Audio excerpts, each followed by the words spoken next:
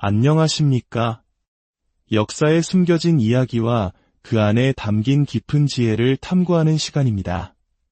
오늘 우리는 성경 속 한 장면으로 들어가 그 시대의 비극과 한 인물의 위대한 믿음을 통해 오늘날 우리 삶에 던지는 강력한 메시지를 함께 나누고자 합니다. 혹시 거대한 악의 물결 앞에서 무력감을 느껴보신 적이 있으십니까?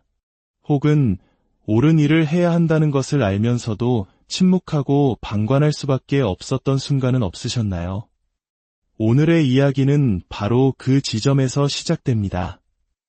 이 깊고 울림 있는 이야기에 귀 기울이시기 전에 혹이 말씀이 당신의 마음에 와닿는다면 이 영상을 소중한 분들과 나누어 주십시오. 당신의 구독과 공유는 어둠 속에 빛의 씨앗을 심는 것과 같습니다. 이 말씀을 듣는 모든 분들의 삶에 하나님의 크신 평안과 축복이 함께하기를 기도합니다. 이야기의 배경은 고대 이스라엘입니다. 당시 이스라엘은 영적으로 가장 어두운 시기를 지나고 있었습니다. 이세벨이라는 한 여인이 나라 전체를 우상 숭배와 타락의 길로 이끌고 있었죠. 그녀는 단순한 왕비가 아니었습니다. 성경은 그녀를 악한 영에 사로잡힌 강력한 힘을 지닌 존재로 묘사합니다. 그녀의 영향력 아래 이스라엘은 하나님을 버리고 거짓 신인 바알을 숭배하기 시작했습니다. 심지어 그녀는 하나님의 말씀을 전하는 선지자들을 무참히 살해하기 시작했습니다. 그런데 놀라운 사실이 있습니다.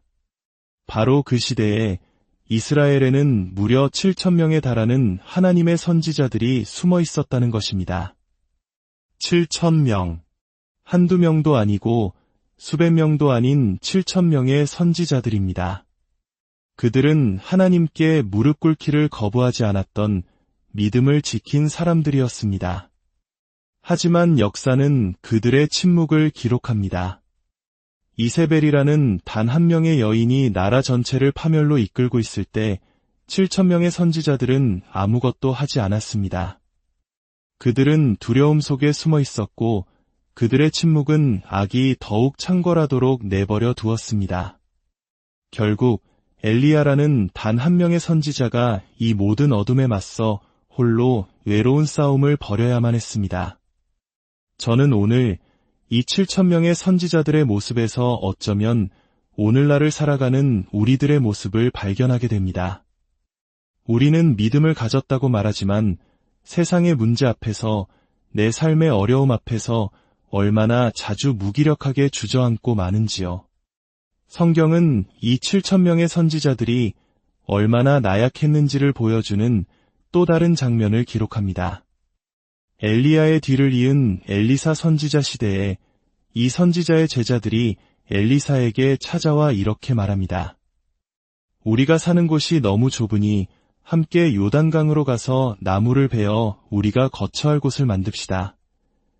이 장면을 자세히 들여다보면 충격적인 사실을 발견하게 됩니다. 그들은 스스로 집 한 채 지을 능력이 없었습니다. 심지어 나무를 벨 도끼조차 없어서 남에게 빌려야만 했습니다. 생각해 보십시오.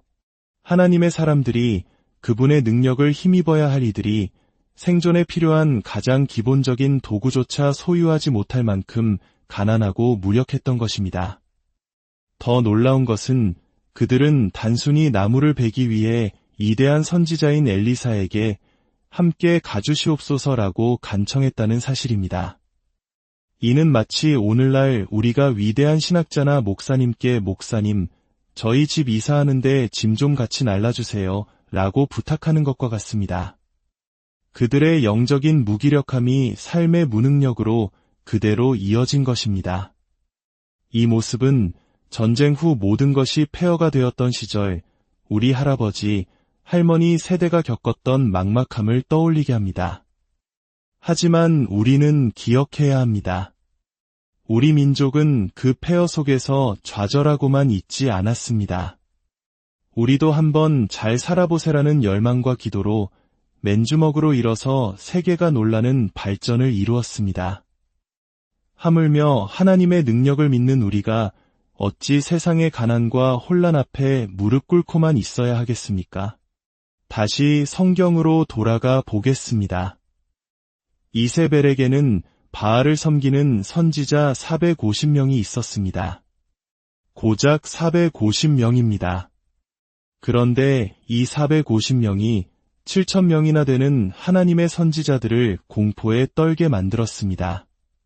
계산해보면 거짓 선지자 1명이 하나님의 선지자 약 15명을 제압하고 있었던 셈입니다.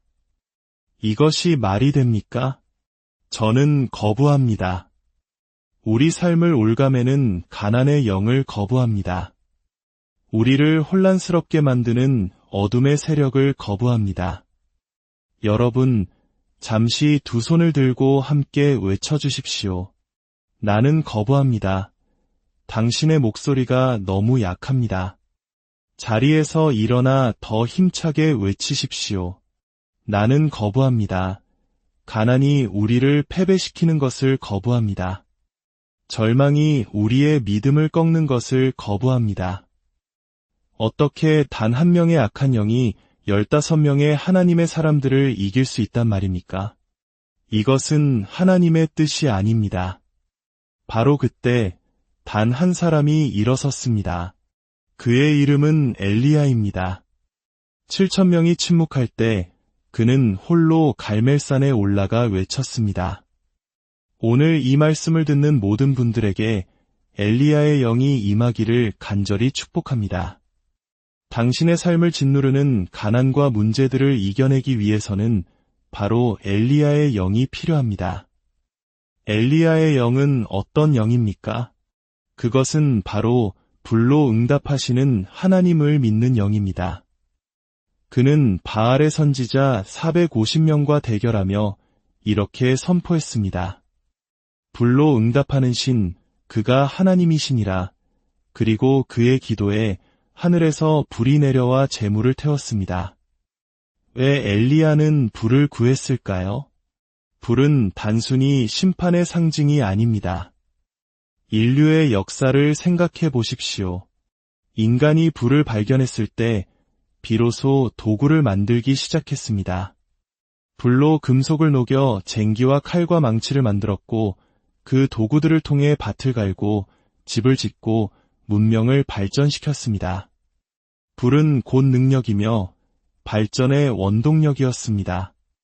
하나님께서는 오늘 우리에게 기름 부음이라는 강력한 도구를 주시길 원하십니다.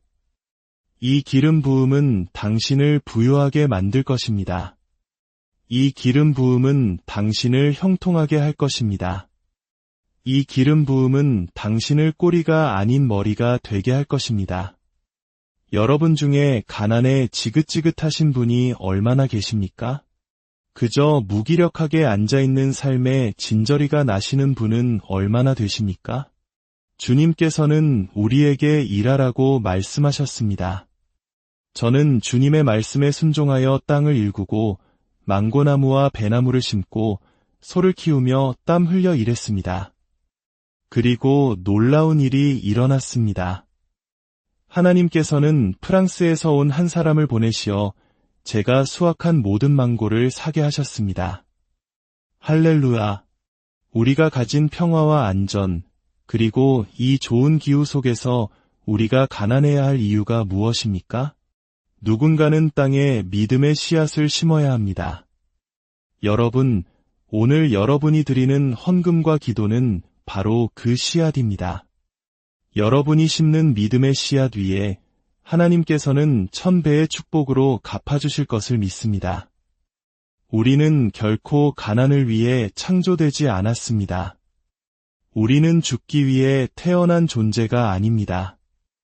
이제 더 이상 7,000명에 침묵하는 선지자들의 영을 거부합시다. 우리는 엘리야의 영을 받아야 합니다. 예수님께서 다시 오시기 전에 엘리야의 영이 먼저 올 것이라고 성경은 약속합니다. 그 영은 마귀의 권세를 꺾고 사탄의 능력을 물리치며 모든 악을 잠재우는 영입니다. 오늘 그 영이 예수 그리스도의 이름으로 여러분 모두에게 임할 것입니다. 여러분이 심는 믿음의 씨앗을 통해 죽어가던 땅이 살아나고 사막이 옥토로 변하는 기적이 일어날 것입니다. 하나님께서는 여러분을 부자로 만드실 것입니다. 악한 영들로부터 도망치십시오. 사탄으로부터 도망치십시오. 모든 저주로부터 도망치십시오. 그리고 살아계신 하나님을 믿으십시오. 그분은 우리를 부끄럽게 하지 않으시며 결코 거짓말하지 않으시는 신실하신 분이십니다.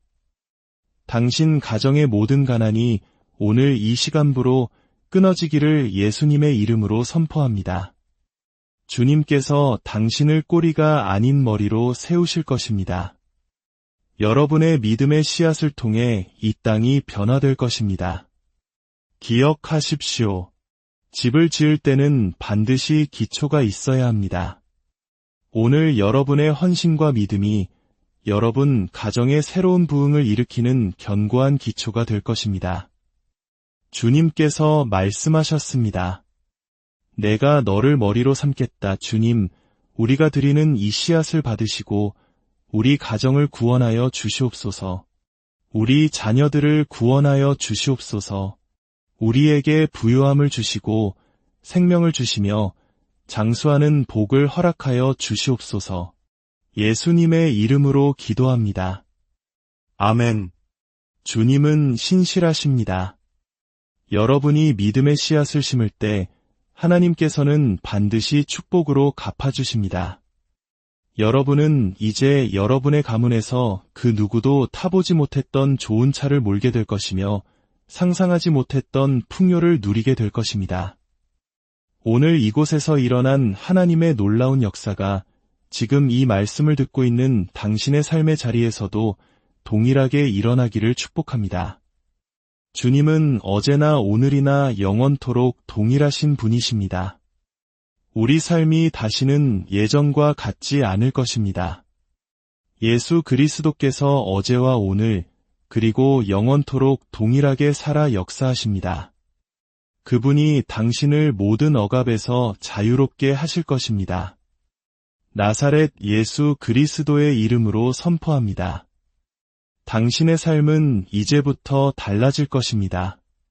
주님, 감사합니다. 이 모든 영광을 주님께 올려